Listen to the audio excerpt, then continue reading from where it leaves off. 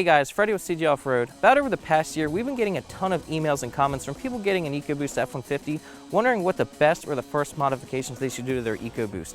Now on our 2016 F-150, we've done a ton of modifications, so today I'm going to go over the top 5 modifications I would recommend doing to your F-150 first. Now, in trying to improve the performance of your EcoBoost F-150, the options are pretty much limitless, but the first modification we're going to be talking about is under the hood.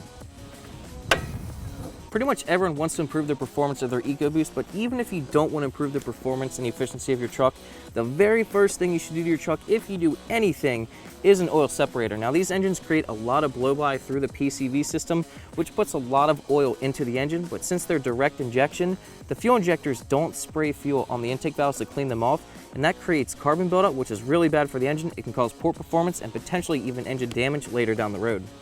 Now, oil separators like this UPR kit will catch oil, preventing it from getting into the engine, keeping your EcoBoost running strong and smooth.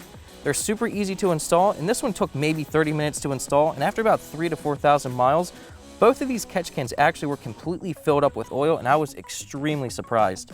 The way these oil separators work is that they replace the factory PCV hoses, and they catch the oil from the PCV system with their filtration system and hold it so you can easily drain it and protect your engine. Now, like I said earlier, whether you want to improve the performance or not of your EcoBoost, I would highly recommend doing a catch can first. This is really going to help the longevity of your engine and let you enjoy your F-150 even more.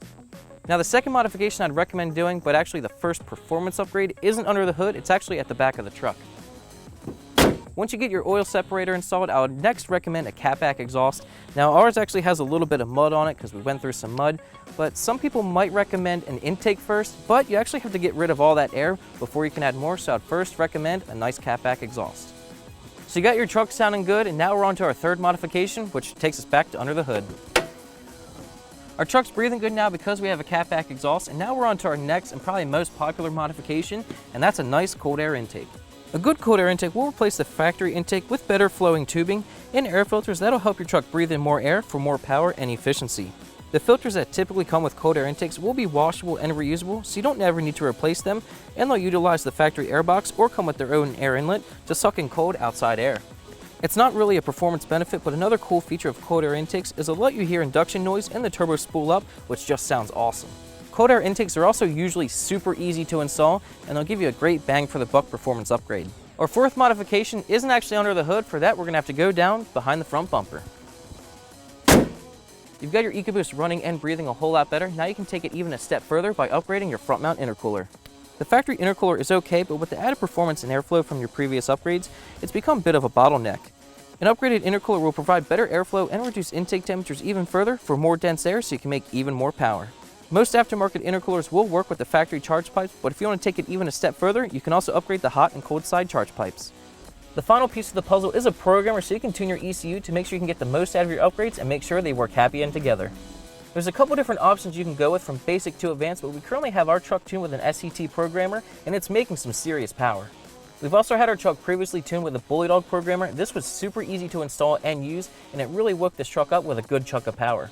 Now, it's not exactly a programmer, but another quick and easy way to get a big performance boost is with the AFE Scorcher. This will plug directly into your engine harness to turn up the boost and give you a serious power gain. Now, I have programmers as the fifth and final modification, but really, if you wanted to, you could do these on a completely stock truck and still get more power out of it. These are the top 5 modifications I would recommend doing first to your F-150 EcoBoost. Now, of course, there are a ton of other modifications out there, but these are the easiest and best bang for your upgrades that you can do.